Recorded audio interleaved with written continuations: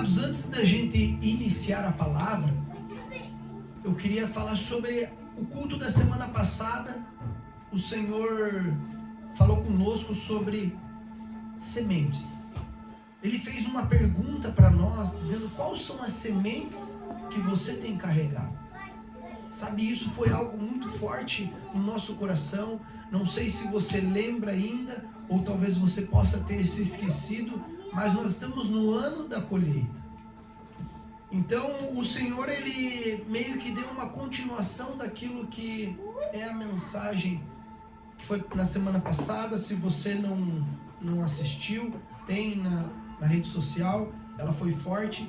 Mas o Senhor, ele tem falado algo conosco sobre isso, sobre sementes intencionais. Nessa manhã eu vou falar sobre vários tipos de sementes que nós temos que ter como intencional. A semente precisa ser intencional.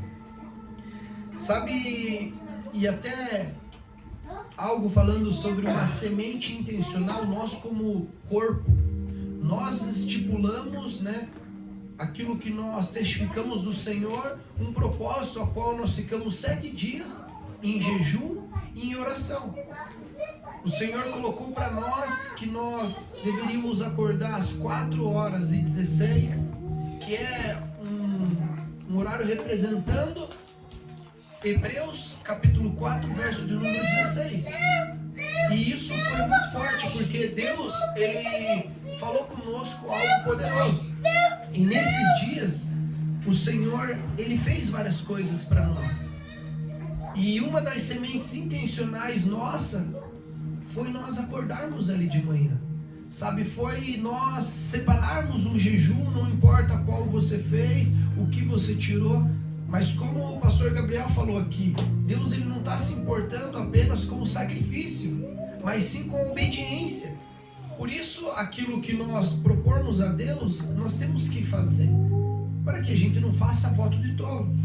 Sabe, e algo que Deus testificou muito forte, até antes de nós iniciarmos na palavra, foi que nós vencemos algumas batalhas que espiritualmente nós não conseguiríamos vencer no mundo natural. E às vezes nós ficamos ali debatendo, tentando abrir portas, tentando arrombar portas que não estão abertas para nós.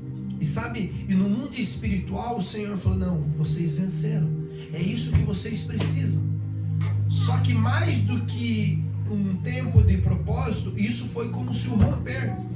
Mas na nossa caminhada cristã vai acontecer várias vezes que nós vamos precisar entrar nesse lugar secreto, nós vamos precisar entrar nesse lugar do jejum, para que nós possamos ir rompendo várias coisas. Porque ao mesmo tempo que Deus está querendo te abençoar, Ele está querendo te prosperar, o inimigo está do outro lado falando, não, eu vou paralisar, eu não vou deixar com que isso aconteça. Então por isso que Deus nos leva para esse local. E algo que o Senhor falou comigo também, eu acho que eu até compartilhei lá no PG, que seria um tempo de aceleração para nós, como corpo, mas individualmente, como cada um de nós, como família, que nós iríamos ter um aceleramento, uma aceleração. Sabe, como se o Senhor testificou muito forte assim, que nós vamos crescer 10 anos em um ano. Sabe, isso é extraordinário. Sabe, coisas que talvez estariam para você receber lá na frente. Planos que talvez para você possa ser impossível. Como que eu vou ter minha casa própria? Como que eu vou ter isso? Como que eu vou alcançar isso aqui? É muito distante para mim. Então nós vamos ter essa aceleração que você vai crescer como se fosse 10 anos em um ano. Só que isso também nos traz uma responsabilidade de nós sermos intencionais nas sementes que nós estamos plantando. E nisso eu já entro, que talvez algumas pessoas se esquecem que nós estamos no ano da colheita. Sabe, o ano da colheita, ele não quer dizer que você tem que parar de semear. Pelo contrário, é onde com uma mão você vem colhendo algumas bênçãos e com a outra você volta, o saquinho cheio de semente, colocando semente no solo. Porque senão vai chegar uma fase onde você fala, ei, tá difícil, ei, parece que estou na escassez, ei, chegou um tempo de fome. Mas por quê? Porque às vezes nós paramos de semear. Sabe, e nós precisamos ter essas sementes intencionais. E o tema que o Senhor colocou para a mensagem de hoje é: não abandone o campo.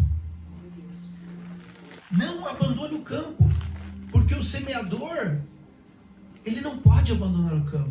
O semeador, ele não vive simplesmente só da colheita, mas ele nunca vai abandonar o campo. Então o tema dessa mensagem é: não abandone o campo.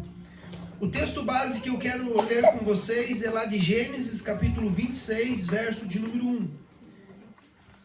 Gênesis capítulo 26, a partir do 1. Depois em casa, como lição de casa, leia ele todo esse capítulo, mas nós vamos ler só esses 3 primeiros capítulos aqui e vamos escorrendo o texto. Gênesis é bom que é facinho de achar, né? Você tá com a Bíblia, é o primeiro. Às vezes você pede pro irmão, acha Abacuque, mas tá na Bíblia isso daí. Então, vamos lá. Gênesis capítulo 1, 26, verso do número 1. Diz assim: houve fome naquela terra, como tinha acontecido no tempo de Abraão. Por isso Isaque foi para Gerar, onde Abimeleque era rei dos filisteus. O Senhor apareceu a Isaque e disse: não desça ao Egito. Repita comigo agora: não desça ao Egito. 1, 2, 3 e... não desça ao Egito. Procure estabelecer na terra que eu te indicar. Permaneça nesta terra mais um pouco, e eu estarei com você e o abençoarei. Porque você e os seus descendentes darei estas terras que confirmei com juramento que fiz a seu pai Abraão. Sabe, aqui eu quero orar. Pai, em nome de Jesus, eu oro por esta palavra, Pai. Que essa palavra venha de encontro aos nossos corações nessa manhã, Pai. Que cada um que está aqui possa sentir o teu toque, possa sentir tua revelação através da palavra. Usa-me, Pai, como um canal de bênção aqui nessa manhã. Não deixa que essa palavra venha cair num solo errado, mas pelo contrário, ela caia num solo fértil. Essa é minha oração, no nome de Jesus. Amém e amém. Irmãos, aqui Isaque, ele está vivendo um momento crítico da vida dele. A terra está em crise, existe fome, existe escassez. Sabe, mas o ambiente estava dizendo para ele: saia daqui, saia daí, mude de lugar, abandone o campo. Mas nós vemos que a história, ela diz algo completamente diferente, que é aquilo que eu mandei vocês repetir: não desça ao Egito. Sabe, aqui ele estava em um momento de crise, um momento de escassez, mas Deus diz para ele: não vá ao Egito. Sabe, não desça ao Egito, porque Deus tinha um plano, tinha um propósito, como nós lemos ali. Em outras palavras, Deus estava dizendo: não abandone o campo. Sabe, quando eu ouvi ali, né, o texto, e ele fala: não desça ao Egito, porque Deus tinha um propósito, literalmente eu consegui ouvir de Deus o tema dessa mensagem, que é: não abandone o campo. Sabe, aqui em Gênesis, no 1 ali ao 3, nós vemos, né, ele querer descer no tempo da escassez ao Egito. Sabe, Isaque está diante de uma crise, né, e toda crise, ela gera uma decisão, ou de permanecer, ou de fugir. O Egito representa isso: a saída rápida, a solução humana, a fuga emocional. Toda vez que nós vemos uma crise, toda vez que se instala algo difícil, uma dificuldade, nós temos essa opção de nós permanecermos firmes ou de nós fugirmos. Isso é um dilema entre nós, seres humanos. Isso vem sobre nós, mas nós temos sempre que ficar com a palavra. Nós sempre precisamos ficar com aquilo que Deus nos entregou, com aquilo que nós estamos ouvindo de Deus. Quantas vezes você teve vontade de desistir? Quantas vezes você colocou algo para Deus e por não estar acontecendo, você falou: não, eu vou abandonar, eu vou desistir porque está muito difícil, Deus. Mas isso, como eu falei aqui, é uma saída rápida, é uma solução humana, uma fuga emocional nossa. E quanta gente acontece isso aqui? Sabe, você, quando algo aperta, você abandona os processos. Sabe quantas vezes nós abandonamos o processo, e eu me coloco nisso aqui, porque com Deus existem processos. Sabe, você estipula algo para Deus: não, Deus, eu tenho isso aqui como uma meta, Deus, eu sei que você vai cumprir isso aqui, mas nós não conseguimos compreender os processos que Deus tem. Você fala, não, Senhor, eu creio que eu vou entrar nesse emprego, eu creio que isso aqui vai ser para mim, ou essa faculdade que eu quero fazer. Senhor, mas eu estou muito velho já, eu estou de idade. Mas se Deus gerou um sonho, Ele vai concretizar. Sabe, se Deus gerou um sonho no teu coração, Ele vai concretizar. Só que nós não podemos abandonar os processos. No meio da escassez, no meio da dificuldade, Deus diz, não vá para o Egito, não abandone o campo. Sabe isso que o Senhor quer falar com nós através da vida de Isaac? Porque quando vem a dificuldade, Ele fala, não, está difícil. Ou você até começa e de repente fala, mas eu não vou conseguir terminar, eu não vou conseguir pagar, vai ser difícil. Onde eu vou arrumar tempo para mim começar essa faculdade? Aonde eu vou arrumar tempo para fazer isso? Como que eu vou dar o passo aqui se eu só tenho a vontade, mas eu não tenho recurso? Como eu vou montar essa empresa? Como eu vou trocar de emprego? Como eu vou se reinventar? Porque nós temos medo. Às vezes nós ouvimos, nós temos aquela inconformação, mas nós não conseguimos dar o passo de fé para começar o novo de Deus. Sabe, mas aqui, Deus ele diz para nós, não abandonar o campo. Sabe, também quando aperta, nós abandonamos o casamento, sonhos. Sabe, às vezes você está lá e casamento, quem é casado sabe, e quem não é pega a dica, hashtag pega a dica. É como ferro afiando ferro. Sabe, é duas pessoas se lapidando, duas pessoas totalmente diferentes, vivendo num mar junto de repente. A minha mãe foi lá e me criou de um jeito, a mãe da minha esposa criou ela de outro jeito, e cada um tem as suas verdades. Só que quando nós se juntamos, o que acontece? Começam os atritos. Porque um era acostumado a ser mimado pela mãe. A mãe fazia até um prato para ele comer. A outra já era mais tranquila, às vezes foi criado sem o pai e teve que ser, às vezes, até o homem da casa. Se você não arruma o chuveiro, ela pede para você arrumar o chuveiro, quando vê, ela está lá arrumando. Então são coisas assim. Só que vai chegar uma hora que os dois têm que se juntar e entender qual é a nossa verdade. A tua mãe te ensinou assim, a minha ensinou assim, mas e a nossa verdade qual é? E nós, em momentos de crise, às vezes nós queremos abandonar o nosso casamento. Nós queremos, não digo separação, às vezes querem, né? Querem matar, botar fogo no marido. Mas, o que acontece? Às vezes você abandona o processo do ferro afiar o ferro. Você abandona aquilo de você continuar semeando, sabe? De entender o seu cônjuge.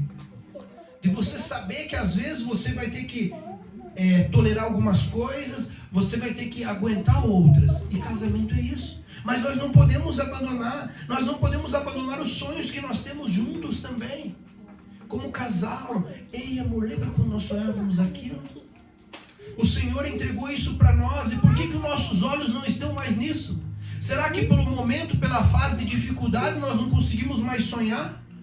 Ei, se o Senhor prometeu uma viagem que seja para você, que às vezes parece simples para alguém, mas não desista. Se o Senhor tem algo que Ele prometeu para você, para vocês como casal, não desista e não pare de sonhar. E claro, também não deixe de celebrar aquilo que Deus já fez e aquilo que Ele está fazendo, porque nós somos craques e campeões em esquecer aquilo que Deus já fez. Porque Deus, Ele sempre está fazendo. E quando você acha que Ele não está fazendo, creia, Ele está trabalhando no invisível. Ele é o Deus que trabalha no invisível. Ele faz sem você perceber, até para que você não atrapalhe aquilo. Sabe, nós não podemos também abandonar a disciplina, o ministério, o propósito. Quantas vezes você está disciplinado? Agora eu vou começar a pedalar, agora eu vou começar a fazer uma academia, agora eu vou começar a acordar. Nossa, esse propósito tocou meu coração. Eu vou começar a acordar todos os dias. Não vai ser às 4, mas vai ser o horário X. Aquilo que Deus estipulou para você. Ou uma vez por semana, 2, eu não sei. Mas você vai colocar uma disciplina para Deus. E você vai ver que no momento de dificuldade, as coisas vão te empurrar para quê? Para o sentimento humano. Desista. Abandone o campo. Mas Deus sempre vai querer estar te atraindo para esse local. Sabe, eu entendo que esses dias de jejum e oração não foram simplesmente para nós ganharmos algo. Por mais que ele falou que tinham batalhas que precisavam ser vencidas no espiritual, mas estava dizendo mais sobre: ei, filhos, se acheguem a mim. Porque Hebreus, capítulo 4, verso 16, ele fala para nós se achegarmos diante do trono da graça. Olha essa palavra, achegarmos. Você precisa se achegar. Ele sempre está lá, o trono sempre está lá, a presença sempre está lá. Nunca vai acontecer de você vir num culto ou de você ir na presença de Deus e Ele não está lá. Sabe, é mais fácil nós faltarmos o culto, é mais fácil nós não priorizarmos, mas Ele sempre vai estar no mesmo lugar. Ele é o mesmo Deus de ontem, será hoje e será eternamente. Ele continua sendo o mesmo, Ele é imutável. Nós temos que crer e não abandonar os processos. Só que o problema não é a escassez. O problema é quando a escassez te convence que você precisa sair do campo. Sabe, nem toda pressão quer dizer direção. Porque às vezes quando nós somos pressionados, nós queremos: ei, essa é a direção. Não. Ei, quando você está pressionado, quando a tua alma está gritando, quando as coisas dizem para você abandonar, aí que você vai para o local onde você vai ficar quieto, o local onde você vai ouvir só uma voz, que é a voz dele. É isso que nós precisamos. Mas aqui, quando Isaac decide não sair do campo, algo poderoso acontece, porque nós vemos ali, vem a direção para ele: não saia. E quando ele decide não sair, algo poderoso acontece. E sabe, algo que eu quero trazer aqui até como um contexto para esse tópico é: o ano da colheita não cancela a semeadura. Sabe, o ano da colheita não cancela a semeadura. E nós vamos ver aqui através de Isaac o que acontece. No 26, ainda no capítulo 26, o verso 12, olha o que está dizendo. Consegue? Olha lá, projeta lá, presta atenção lá. Isaac formou lavoura naquela terra e no mesmo ano colheu 100 por 1, porque o Senhor o abençoou. O homem enriqueceu e a sua riqueza continua a aumentar, até ficou riquíssimo.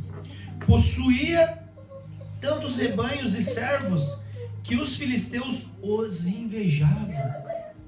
Sabe, por ele tomar essa decisão, por ele pegar e ouvir a voz de Deus de não ir para o Egito na dificuldade, o que ele faz?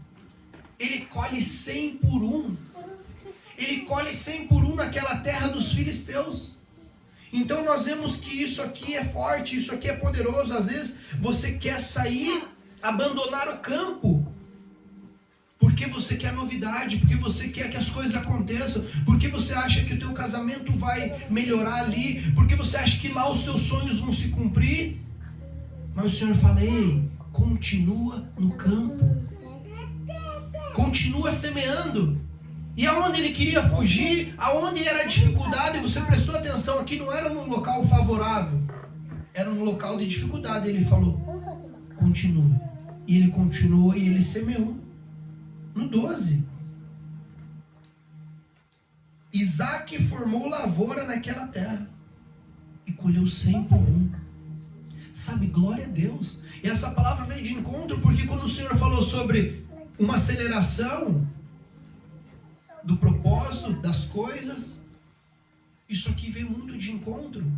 Ele colheu 100 por 1. E essa é a promessa que Deus tem para mim e para você. Você recebe isso?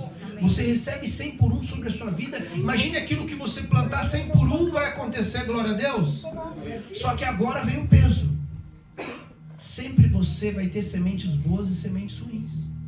Quando você colhe coisas, planta coisas ruins, ou seja, joga no solo coisas ruins, 100 por 1. O ano da aceleração é tanto para coisas boas quanto para coisas ruins. Então por isso nós temos que tomar cuidado com as sementes. Isso conecta com a mensagem passada. Quais são as sementes que você tem carregado? Porque você precisa andar com um saquinho cheio de semente. E essas sementes precisam ser boas. Sabe, Isaac semeou na mesma terra onde havia fome. E ele não mudou o campo, ele não mudou a postura. Ele permaneceu. com os olhos fitos no Senhor, que é o autor e consumador da nossa fé. Sabe, Deus tem me confrontado nesses dias muito. E o problema não é a colheita. O problema é quando a promessa faz com que a pessoa pare de semear. O problema não é a colheita. O problema é, que nem eu falei, é o ano da colheita, é o ano da bênção, eu vou receber, vai acontecer. Mas, sem perceber, eu paro de semear. Então, às vezes, nós ficamos ali, glória a Deus, recebemos testemunhos já no início, o Henrique testemunhou, algumas irmãs testemunharam, e já começaram a colher coisas do Senhor. Só que lembra que teve mensagem no início também falando algo parecido com isso, que nós não poderíamos parar de semear. Então, o problema é isso, é nós entendermos, é o ano da colheita, glória a Deus, mas não é por isso que eu vou parar de semear. O semear, ele vai ser até a volta de Cristo Jesus. Nós não podemos parar de semear, ou seja, semear na vida do irmão, ou veja, semear tempo, crescimento. Nós precisamos disso. Às vezes, um casamento começou a ficar difícil, ou uma empresa, você começa a deixar de lado as tuas coisas, você fala, não, esse curso aqui requer muito esforço, não vou fazer. Sabe, nós temos que ser constantes naquilo que Deus tem para nós. Por isso, as nossas sementes precisam ser intencionais. E aqui eu quero trazer um testemunho muito forte. Eu não lembro se o Henrique estava já trabalhando comigo lá no salãozinho, bem no começo. E esse testemunho aconteceu com um filho de um líder nosso. O nome dele é Júnior. É o filho do seu nego. Nós estávamos ali cortando o cabelo, acho que o Henrique estava, não sei se ele vai lembrar. E de repente ele conta um testemunho, nós estávamos ali, louvor e falando de Deus. E daí ele conta um testemunho que certa vez ele foi lá e vendeu uma casa dele por volta dos 400 mil reais e ofertou inteiro na igreja. Na época ele estava no Bola de Neve. Daí nós já se surpreendemos assim, né? Primeiramente o coração dele, ele ofertou, ele falou o valor total. Deus colocou no coração dele, ele ofertou. E daí beleza, só que o que nos espantou primeiro, que foi o coração dele, depois veio para nós uma dúvida. Que daí ele falou assim, eu ofertei aquilo porque eu estava pedindo para Deus, em oração, que eu queria uma casa de mais de 1 milhão e pouco, não sei o quê. E Deus concretizou aquilo. E daí nós falamos, mas isso daí, irmão, não é barganha? Né? Porque pense comigo, ó, Senhor, estou aqui com essa água, aproveitar a tomada. Eu vou te dar essa água aqui, mas porque no próximo culto eu quero um copo de vidro bem bonito. Aí nós tínhamos lá na outra igreja. Não parece uma barganha? Eu falei, irmão, mas aí não é barganha? Você foi lá, amém, teu coração generoso, você foi lá, sentiu e deu o valor ali da casa total para a igreja, amém, glória a Deus, você deu de coração. Mas você falou que você deu com a intenção de ganhar uma outra casa, sei lá quantas vezes a mais e tal. E daí você, eu consegui, glória a Deus, isso não é uma barganha? Daí ele falou, vou te falar de um jeito simples que isso não é barganha. Ele não falou sobre sementes intencionais, mas agora você vai ver sobre algo de semente intencional. Como que funciona com Deus. Por isso que a Bíblia diz, tudo que o homem semear, ele vai colher. Ninguém vence Deus no dá. Ele pega e fala assim para mim, Fabrício, se você pegar uma semente, ou o agricultor joga uma semente na terra, quando você vai plantar um negócio, você joga lá, você só joga por jogar aquela semente ali, ou você quer que ela cresça e dê fruto, vire uma árvore? Eu falei, obviamente, eu coloco na terra e quero que cresça. Eu falei, então é sobre isso. A semente precisa ser intencional.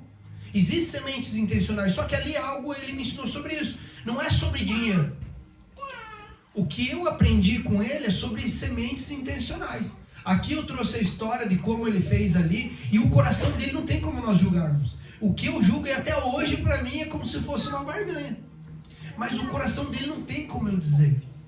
Nós precisamos ser intencionais naquilo que nós fazemos. Nós precisamos ser intencionais. Se você está lá na madrugada orando e colocando para Deus: Senhor, isso aqui é com propósito, pela vida do fulano. Senhor, eu quero que essa pessoa se converta. Eu preciso que você rompa nessa área. Me ajuda nas minhas fraquezas. Sabe, no momento de oração você vai perder a sua inconstância. No momento de oração você vai conseguir vencer os seus medos. E nós precisamos ser intencionais nisso. Como eu falei, não é sobre dinheiro, mas é sobre nós sermos intencionais naquilo que nós fazemos. Sabe, quem para de semear porque ouviu sobre colheita não entendeu o valor do campo. Mas existe algo ainda mais perigoso. Pensei que tinha cortado. Existe algo mais perigoso do que você não entender isso aqui, que é o que está lá em Mateus capítulo 19, verso 21. Só que esse aqui eu não quero ler, que ele é longo, mas eu vou contextualizar. Mas eu coloquei um tema sobre isso aqui. Não transforme sua colheita em um ídolo. Isso aqui eu acho que é mais forte do que realmente você até parar de semear às vezes. Sabe, essa história aqui de Mateus capítulo 19, verso número 21, ele fala sobre o jovem rico. Jovem rico, nós sabemos que ele chega mestre ou bom mestre. O que faço eu para herdar a vida eterna? Ele inicia fazendo essa pergunta: mestre, o que eu faço para herdar a vida eterna? E Jesus, de bate pronto, chega e fala: ei, você conhece os 10 mandamentos? Não roubarás, não matarás. E o Senhor cita os 10 mandamentos ali para ele. E ele fala: Senhor, esses mandamentos eu observo eles e pratico desde a minha juventude. Ou seja, ele era um cara crente. Ele era um cara que estava ali firme na igreja. Só que de repente o Senhor fala: mais uma coisa ainda te falta. Ou seja, ele estava ali congregando, ele estava fazendo, ele estava, vamos dizer, sendo um bom religioso. Mas o Senhor revela algo no coração dele: uma coisa te falta ainda. E talvez é aquele soco na alma, onde ele fala: vende tudo o que você tem, entrega aos pobres. E a Bíblia continua dizendo assim: ele sai triste, porque possuía muitos bens. Aqui entra de encontro com o tema desse capítulo aqui: não transforme a sua colheita em um ídolo, ou a sua semente em um ídolo. Aqui a colheita dele importava ele viver aquilo que Deus tem? O campo importava?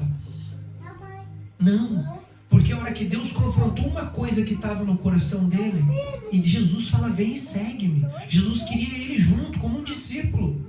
Jesus chama ele, gente, no original é a mesma palavra que ele chama Levi, que era Mateus, ele chama Pedro, é a mesma palavra, ele chama para ele andar junto. E na minha teoria, eu já falei para vocês, ele era para ser um dos 12, porque ele é chamado ali antes. Judas traiu. Talvez, como Jesus chamou ele, eles não precisavam nem tirar sorte, escolher Matias lá na frente. Só que uma coisa estava presa no coração dele: a semente dele virou um ídolo. Então ele estava idolatrando aquilo, ele estava idolatrando o dinheiro. Sabe, claro, e tem muitas pessoas que abandonam tudo que é de Deus para idolatrar a sua semente. Ou seja, não colocam Deus no centro. Existem pessoas que não abandonam Deus por pecado, abandonam Deus por causa das bênçãos. Quantas pessoas, quando estão na dificuldade, estão ali, mas quando estão na bênção, litoral do Paraná, Santa Catarina, quero curtir. Tem pessoas assim. E aqui nós vemos que o jovem rico, ele mostra isso. Ele fazia tudo. É muito mais fácil você ser religioso do que você se libertar de algo que está te prendendo. Sabe, muitas vezes tem pessoas que põem o casamento virou o centro. Isso aqui é errado também. Meu casamento é uma aliança que eu tenho. Mas nós temos que entender que é o cordão de 3 dobras. casamento funciona com Deus no centro e nós dois no lado, abraçado com o Senhor, colocando o Senhor no centro. Amar a Deus sobre todas as coisas está aqui. E o meu casamento está ao redor. Ou os filhos viram o centro. Nós colocarmos os nossos filhos como o centro de tudo. Eles são a bênção, a herança que o Senhor nos deu. Mas sempre nós temos que colocar o Senhor em primeiro. Sabe, o dinheiro pode virar o centro. O próprio ministério virar o centro. Você está ali como colocando, não, tudo é um ministério. Você está aqui, ativo, fazendo várias coisas. Ah, eu tenho que cantar, eu tenho que pregar, eu tenho que fazer agenda, eu tenho que fazer isso. Só que Deus não está ali. Você não tem ido para o local da oração. Você não tem mais intimidade com Deus. Sabe, ou às vezes até a promessa vira o centro. Aquilo que Deus prometeu para você, sem perceber, virou um ídolo. Deus te prometeu algo e aquilo virou um ídolo. Você só está buscando aquilo. Você entra na presença do Senhor, mas você não entra para desfrutar da presença. Só entra na fase do pedinte, que nem eu falo. Você entra ali só para pedir aquilo que você quer. Só aquilo que é a tua bênção. Seja o teu filho, que nem eu falei, seja o casamento, seja a tua promessa. E aquilo, sem você perceber, virou o teu ídolo. Você está idolatrando a tua promessa. Você está idolatrando os teus querer. Mas o que Deus diz é o quê? Venha, se achegue a mim. Se achegue diante do trono da graça. Busque relacionamento. O que Deus quer comigo e com você é relacionamento. O ídolo não é o que você tem. O ídolo é o que tem em você. Ou seja, o ídolo não é aquilo que você tem. O ídolo é aquilo que tem em você. Ou seja, com o jovem rico, o que tinha ele era o quê? Era o dinheiro. Não é porque ele tinha muito dinheiro. É porque o dinheiro tinha o coração dele. Não é sobre a tua promessa. É se a tua promessa está roubando o lugar de Deus. Não é sobre o teu casamento. É sobre se o casamento está roubando a promessa de Deus. Não é sobre o teu filho. É sobre se o teu filho está roubando a tua promessa. Sabe algo que nós sempre falamos e concordamos? Os nossos filhos nunca vão ser um impedimento para nós cumprir o propósito que Deus tem. É difícil, é. E só quando você chegar na fase você vai saber. Mas eles não podem ser um impedimento. Nós precisamos continuar fazendo com dificuldade. Aos poucos nós vamos ensinando. E as coisas vão acontecendo. Não é do jeito que nós queremos. E às vezes nós comparamos. Ah, mas o filho do fulano é mais quietinho. O do ciclano é mais assim. Não, gente. Cada um é uma herança que Deus nos deu. Amém? Estão comigo aí? Amém. Quando a colheita ocupa o lugar de Deus, ela deixa de ser colheita e vira ídolo. Mas tudo isso só faz sentido quando entendemos onde está o verdadeiro campo. E o nosso verdadeiro campo é a presença de Deus. E aqui, nesse último tópico aqui que eu quero deixar, é o quê? O maior campo é a presença de Deus. Hebreus capítulo 4, verso do número 16, que é o nosso palavra rema desses dias. Diz assim: assim acheguemo-nos ou aproximamo-nos do trono da graça com toda a confiança, a fim de recebermos misericórdia e encontrarmos graça que nos ajude no momento da necessidade. Sabe, esse versículo eu acho ele muito poderoso. Sabe, ele veio muito de encontro a esse tempo, mas se nós formos ver, ele vai ser sempre poderoso. Ele vai ser sempre forte. Porque ele manda nós a chegarmos ao trono da graça. Só que ele manda chegar com confiança. Não é para você chegar de qualquer jeito, você tem que chegar a Deus com confiança. Ou seja, quando você faz uma oração para Deus, você tem que já orar crendo que aquilo já aconteceu. Sabe, isso é a fé, você crê que aquilo já aconteceu, você crê que as coisas vão acontecer de uma forma extraordinária e sobrenatural. A fim de recebermos misericórdia e encontrarmos graça que nos ajude no momento da dificuldade. Então vai ter dificuldades que você só vai conseguir vencer nesse tempo e na presença de Deus. Esse é o nosso verdadeiro campo. Deus não nos chamou para visitar a presença. Deus nos chamou para permanecer nela. Sabe, nós temos que fazer dele um local de morada, entrar nele, descansar nele. Esse local é poderoso, esse local, ele é extraordinário. Tem gente buscando coisas, mas esquecendo do Deus das coisas. Sabe quantas vezes nós estamos só buscando Deus ali, sem buscar realmente a vontade dele? É aquilo que fala, nós estamos só buscando Deus, aquilo que ele pode nos dar, a mão dele. Sabe, tem aquele louvor que muitos pedem as suas mãos, mas nós queremos os seus pés.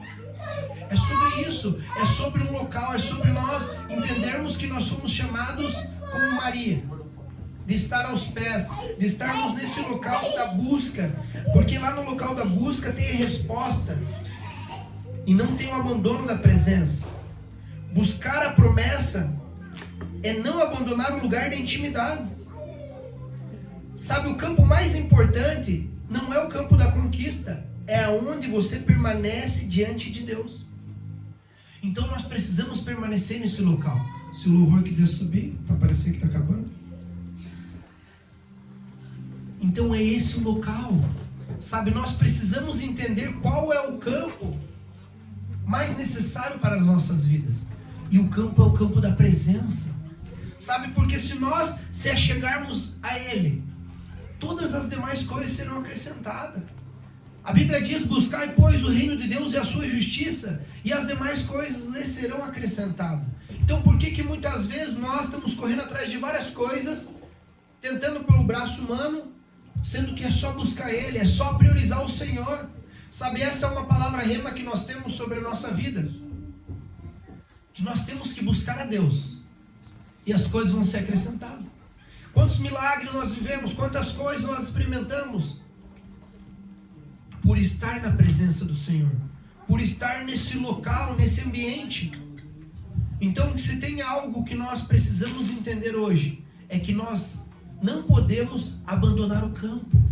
Sabe, o Senhor falou: permaneça por mais um tempo, não idolatre a sua promessa, não faça da sua promessa um ídolo, porque às vezes você está vindo só na minha presença para me usar, e não para sentir a minha presença, não para sentir o meu toque. Mas quando você entende isso, as bênçãos do Senhor o alcançará. Sabe, é sobre isso, é sobre você estar num local aonde de repente você está caminhando, opa, uma bênção, glória a Deus, louvado seja o nome do Senhor. Eita, fechei outro negócio aqui, olha, Senhor, olha aqui, amor, essa porta que se abriu, glória a Deus. É porque você está num local onde você está protegido, porque você está num local onde a voz é mais nítida. E como eu falei aqui no meio da mensagem, e já enfatizo isso para que você busque a Deus, que você busque a Deus, ouvir Ele e falar: Senhor, qual é o meu dia de jejum? Sabe, eu falei para Deus isso, eu falei: Senhor, quais dias você quer fixo para mim como jejum? Pelo menos uma vez na semana. Sabe, não precisa nada extraordinário. Qual o horário? Eu já tenho um horário com Deus ali, mas qual o horário da madrugada? O Senhor quer que eu acorde de madrugada? Quem o Senhor quer que eu coloque nessa lista?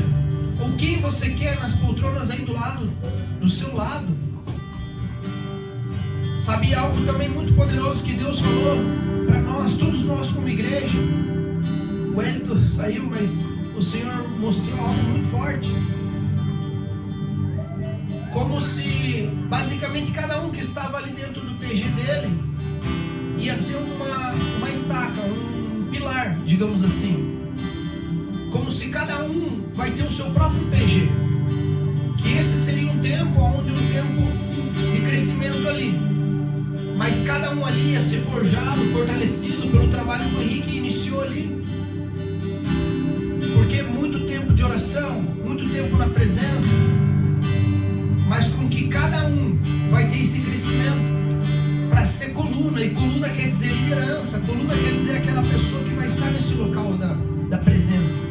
E quando nós estamos nesse local da presença, é inevitável que as bênçãos venham, que nós possamos ouvir testemunhos, porque nós não podemos viver um evangelho raso, um evangelho onde nós não temos nenhum milagre para contar, nós não temos bênçãos para falar. E é esse Deus que está nos chamando a voltar à presença do Senhor. É esse Deus que nos deu um start de 7 dias para que nós possamos viver todos os outros nossos dias nesse local. Sabe, mesmo na dificuldade, mesmo sem muita direção, saiba que nesse local, no trono da graça, é o local da direção para a tua vida, amém? Então que você se coloque em pé nesse momento, faça a sua oração, peça para Deus como um propósito aquilo que Ele quer de você, aquilo que Ele quer da tua família, porque creia que Ele já abriu os céus, creia que Ele já fez um romper nesses 7 dias. Então coisas que você não estava conseguindo nesses dias, ei, os céus estão abertos. Apenas continue semeando, não pare de semear, porque é o ano da colheita, porque o Senhor ainda vai fazer coisas extraordinárias, amém?